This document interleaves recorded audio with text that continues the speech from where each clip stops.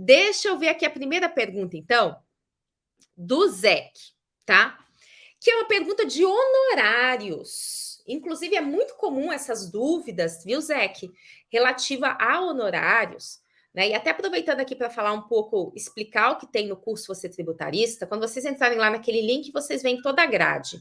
Mas tem, inclusive, um bônus, que é um workshop honorários na advocacia tributária. Essas são 3 horas de aula, modelos de proposta de honorários, modelos de contratos de parcerias, tá? E aí, lembrei disso exatamente por causa da pergunta aqui do Zec.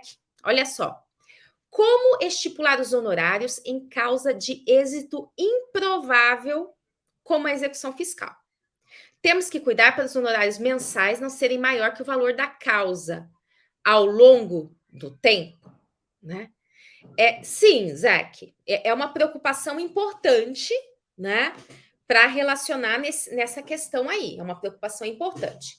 Então, assim, primeira coisa, né? Aproveitando sua indagação, sempre que a gente pega uma execução fiscal, para atuar nessa execução fiscal, nós não vamos propor os honorários, seja de uma execução fiscal, seja de uma defesa ou de um recurso no processo administrativo, a gente não vai estipular os honorários antes de dar uma olhada no material, tá? Então, sempre que um cliente entra em contato comigo e me pergunta, Fabiana, quanto que você cobra num parecer?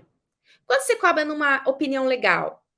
Quanto você cobra para fazer uma defesa, tocar a execução fiscal? Quanto você cobra para uma defesa no processo administrativo? A primeira coisa que eu respondo é: eu preciso examinar a complexidade da causa. Então, me encaminhe, né, os documentos e eu vou examinar para podermos fazer uma proposta, até mesmo para eu falar sobre a probabilidade de êxito e tudo mais. E aí, quando eu recebo essa documentação, eu faço essa análise prévia, né, Zec? E aí a gente já tem essa questão: será que é uma execução fiscal com êxito improvável? Às vezes, quando eu olhar, eu falo assim: nossa, eu tenho chance de ganhar essa execução fiscal. Ou pelo menos parte dela, porque eu vejo que pode estar perto de uma prescrição intercorrente, ela já pode até ter acontecido. Pode ser que o sócio que está na execução fiscal eu consiga tirá-lo da execução fiscal, né? Olhando ali os argumentos efetivamente em relação a isso, né? E pode ser que não, que eu olhe para uma execução fiscal, né? Como aconteceu, né? Outro dia mesmo, um aluno meu, ele me mandou uma mensagem falando disso, que pegou a primeira execução fiscal dele e ao examinar os documentos, que era inclusive de IPTU, então era uma causa relativamente pequena, quer dizer, não é tão pequena, acho que dava já uns 50 mil reais. Mas ele falou assim: tá tudo certo, não tem nada errado aqui, tá? E aí, o que a gente propõe neste caso específico? Que você, inclusive, já veja que estratégia que vai poder adotar, né? E para assumir uma execução fiscal, veja só, você vai ter muito trabalho, tá? Então, principalmente numa que não tenha probabilidade de êxito. Então, você vai fixar os honorários de prolabore, que é exatamente para poder fazer essa defesa inicial da execução fiscal. Por exemplo, se vai ter sessão de pré-executividade que você vai atravessar, mesmo sendo improvável, se vai ter penhora de bens e você vai fazer embargos de execução, né? Então, você vai assumir uma execução fiscal, você vai estudar ela toda e você vai apresentar as defesas em relação a ela. Se você já vê de cara que teve penhora de bem, ou vai ter penhora de bem, vai ter embargos de execução fiscal, etc., você pode fixar ali os honorários de prolabore para fazer a defesa primeira desse caso, tá? Depende muito da complexidade, né? Então, tem defesas em execução fiscal que eu já fiz, né? E que você cobra valores bem altos, né? Por quê? Porque é uma defesa complexa, né? Que foram cobradas aí 50 mil reais para essa defesa de execução fiscal.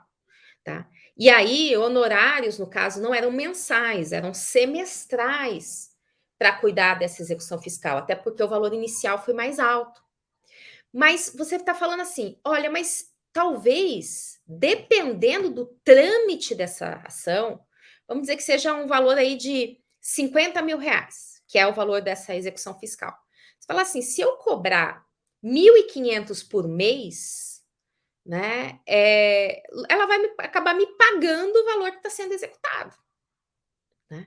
Então, você pode estipular, fazer uma dosimetria em relação a isso especificamente, né? De falar assim, de cobrar os honorários mensais durante, vamos dizer, os 2 primeiros anos, tá? Você pode reduzir o valor, pode ser honorários trimestrais, tá? Então, não existe uma fórmula única, tá?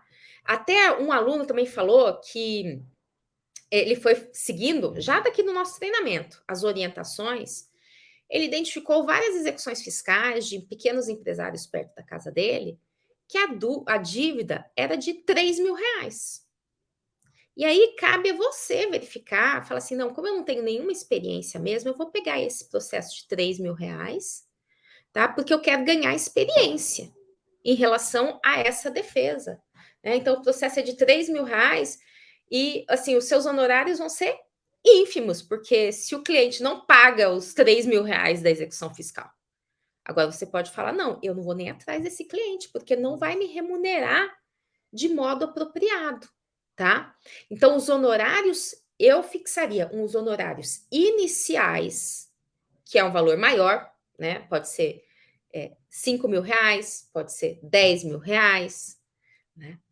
Ou eu fixaria mensal pura e simplesmente. Às vezes, até se o débito é pequeno, né? Falaria assim: não, então vou cobrar aqui um salário mínimo, tá? Durante o primeiro ano, por mês. E depois disso, um salário mínimo a cada 6 meses. Pode ser uma possibilidade.